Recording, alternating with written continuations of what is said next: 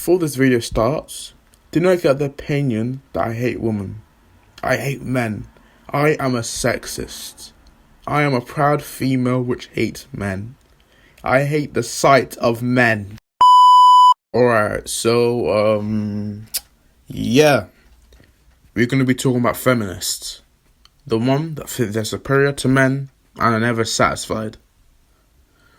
Or maybe that they've been virgins for the whole of their life and that they're now 60 years old because they don't want to date a man who is superior to them in any kind of way. Puny in my opinion. Fifth king, he was on big hits, bust up fifth, but the fifth was his trip. Now I feel like Zach and Cody when I come home, I wanna go lift it. This a all new life in a bando kitchen, liquid turned to biscuit. Alright, so basically, I'm watching imbeciles on TikTok. People, alright. I am so deeply intrigued. You see how these boring people express how they feel on the internet through showing irrelevant words they found in a fucking dictionary to prove a point which cannot be fucking won. I want to share an amazing quote by Andrea Dworkin, in which she says the argument between wives and whores is an old one, each one thinking that whatever she is, at least she is not the other.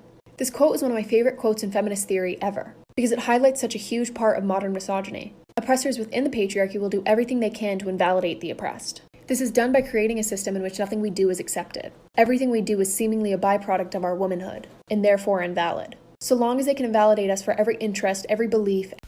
Alright, okay, I'm sorry, Miss Dictionary, but I'm not going to listen to all of that waffle you've just written down. There's one thing we all know, you fucking got that off the internet, just copied and fucking pasted it.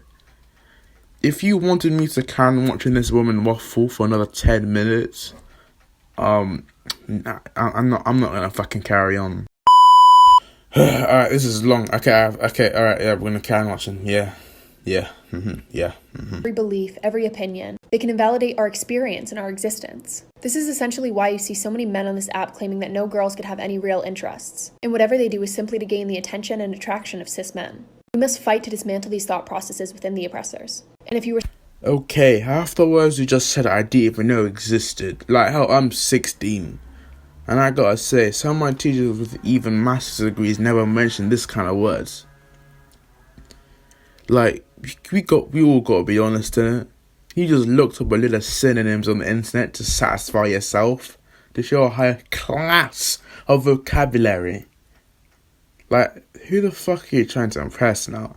All you're doing is making everyone confused in what you're saying. I specifically studied gender-based trauma, and I have 2 relevant degrees from Harvard on this. Let's talk about men who say, not all men. This behavior comes from 3 sources. First, this is a male pick-me behavior. Oh, I understand there are men out there who are acting in abusive ways, but I'm not one of them. I'm one of the good guys. That's a total delusion, by the way. In a patriarchy, everyone has internalized misogyny, sexism, and oppressive ways to treat women. That's why we all gotta unlearn patriarchal ways of behaving.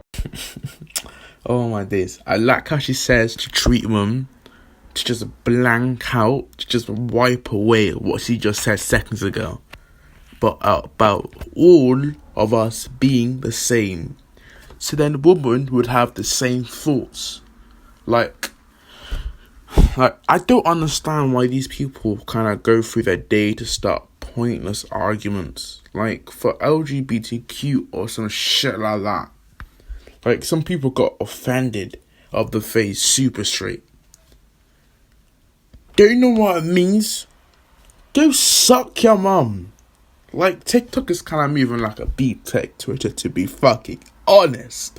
Number 2, the need to control women's voices. Notice how they are tone policing women? Far more than they're mad at those men who are abusing, harassing, and raping women, who are giving rest of the men a bad name. Number 3, male superiority complex. This is related to the male pick-me behavior. Oh, I understand there will be awful men out there like who will abuse and rape and harass you and oppress you, but I'm not one of them. If you depend on me to protect you from male violence, you'll be...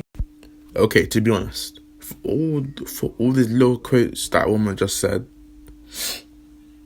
if you say there's that kind of shit, you must either be acting for a film or play or some shit like that, or either you're a 7-year-old kid. Because if you do this kind of shit when you're talking to a girl or some shit like that, I just gotta say, it's pretty big to just say you watch too much fucking hentai and whatever. Or, as the appropriate way to say it is hub. Wait, why am I acting like I'm doing a PG content? The fuck? Alright, basically, if you do this, you watch hentai or watch porn. From male violence, you'll be good. That instills in women a fear of independence, that the real solution to the male violence is another man. That's not true, by the way. Ah, yes. The only way to fix this problem is to get good old Caroline, this biggest woman we all know, and the woman who turns your wood into sausage pie. What am I waffling about? Tell me why you are uncomfortable by middle-aged men. Okay, I was literally just having this conversation with my parents like last night. And so back when my dad worked as a limo driver, apparently there was this one client that he hated driving around because it was a gay man and my dad felt objectified. So I was like, Dad, well, now you know how women feel. And he's like, what are you even talking about? I was like, okay, well, imagine that happens to you, like, a lot, except imagine that man is twice your size. You've never met him before, and you know that he's stronger than you. So if he wanted to do something, you wouldn't be able to do anything to stop it. I went on to explain to my dad that this happens to me all the goddamn time. And, like, that's sketchy as fuck, getting followed and catcalled in a parking lot at 16. Alright, hold up. Why the fuck would middle-aged men catcall and follow a 16-year-old girl? To be honest, now thinking about it, that's basically a load of Mark Feeder's let loose, to be honest. 108 million people were killed in all the wars of the 20th century. As sad as this fact is, an even more sobering statistic is that more girls were killed in the last 50 years simply because they were girls than all the men who died. Alright, so you show proof of the facts stated of the men killed, which you dislike because you're a feminist. But when you talk about the facts of the girls, you don't show any proof. Gotcha, bitch! 20th century. What's even worse, though, is more girls die in routine gendercide in any one decade than were slaughtered in all the gendercides of the 20th century. Over 18,400,000 people died in the Holocaust alone. I added up. Alright, like, how can she say all of this with a forced, actually carrying tone of a voice and making all these crying kind of face and shit? Like, to be fucking honest, you're doing this to get views and money, so you can buy your roll of weed for your ex-boyfriend from year 8. But, okay. 10 years in our world. This has to stop. Let's talk about. Alright, shut your fake ass energy the fuck up. Alright, so people, alright? It's April 12th, all shops are open. So beware, people. There are going to be many roadmen outside of JD waiting in those shops. So beware not to walk past that shop, or you will get slashed or wetted up. Oh yeah, and last as well, lads.